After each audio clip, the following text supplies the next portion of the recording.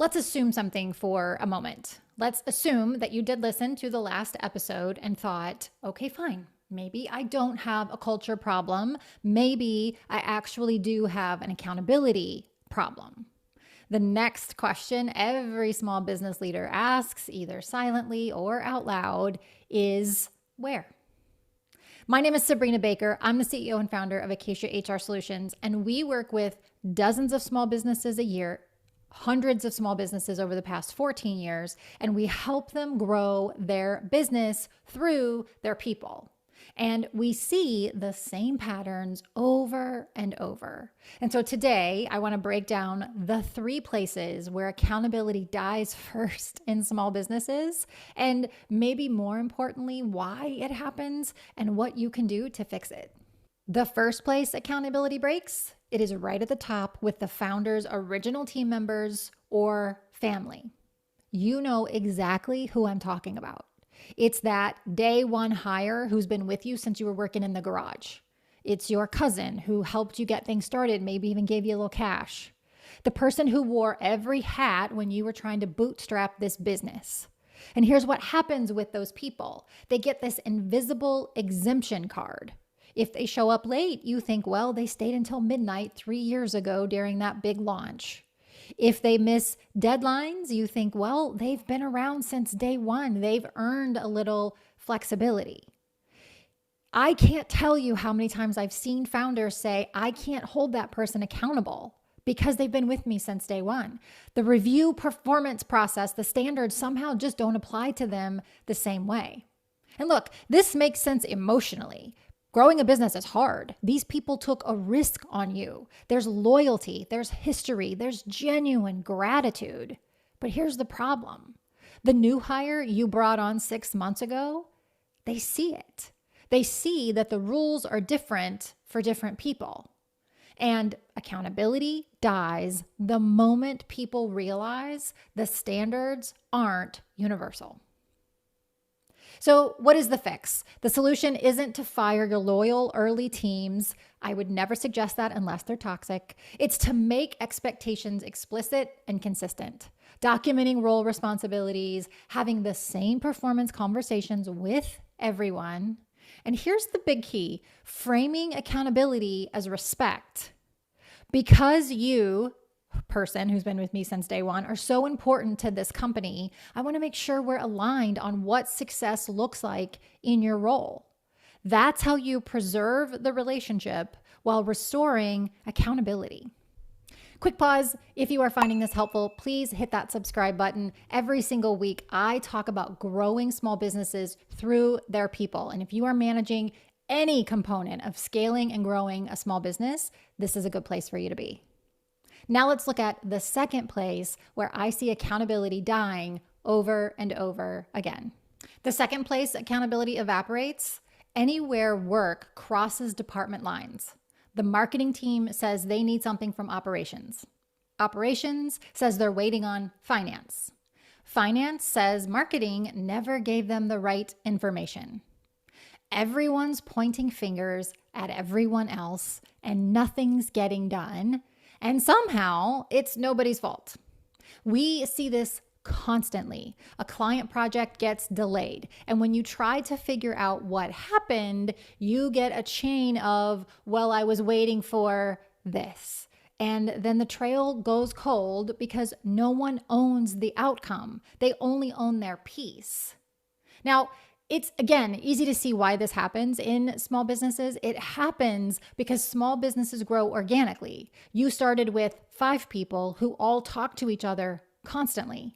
Now you've got 25 people across different functions, but you're still operating like everyone's in the same room. There's no process for handoffs. There's no clear ownership of projects that touch multiple areas. And there's definitely no one tracking whether the thing actually got done. So how do we fix this one? It's by assigning project owners single points of accountability for outcomes that cross departments. If you are a flat organization, this is really important. And I'm not just talking about task managers, but people who are really accountable for the end result. And you need a simple project tracking system. Doesn't have to be expensive software. A shared spreadsheet works fine. We love Airtable. The key is visibility. Who owns what? What's the deadline? What's the status? When everyone can see the whole picture, it's much harder for accountability to slip through the cracks. And the third place, this one's almost embarrassingly basic, but it's where we see things fall apart most often. It's in time and attendance. Remote work, flexible schedules, hybrid arrangements, they're all great for work-life balance. We are a 100% remote team. But in small businesses, they often become a black hole where nobody really knows who's working when, for how long, or on what. Someone's working from home, but they're unreachable for 3 hours. Another person says they're flexing their schedule, but you're not sure if they're hitting their hours. Team members are waiting on responses that don't come because someone's day ended early and nobody knew. This happens in small businesses because we embrace flexibility as a perk. We need to, we can, we absolutely should. We can't always compete on salary and benefits, and flexibility is a great perk. It's very smart. But flexibility without structure isn't a perk, it's absolute chaos. You don't want to be the bad guy tracking everyone's hours like a factory supervisor, so you just don't. And slowly the culture shifts from we trust you to manage your time to nobody really knows who's doing what.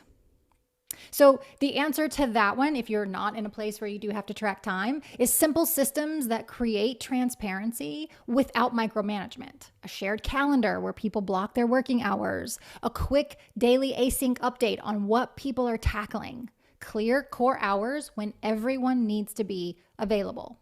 The goal isn't to track every minute necessarily, it's to create enough visibility that accountability is possible. Because here's the thing, you can't hold someone accountable for being unavailable if you never established when they should be available.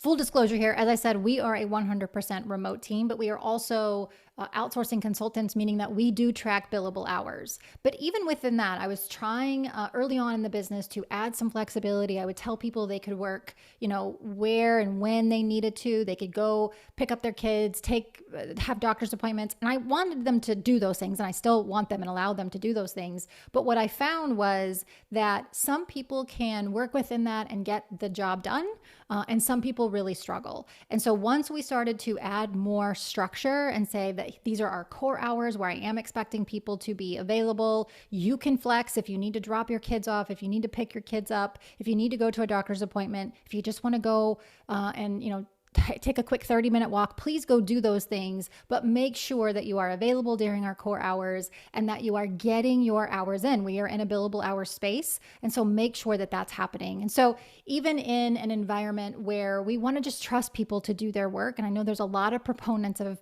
just trusting people to do their work, I do find that a little bit of structure around that remote flexibility helps everyone be on the same page and ensures that you have people working when you need them to be available, especially if you're like us and need people to be available for clients when they're working, which is usually that typical 8 to 5. So let's recap.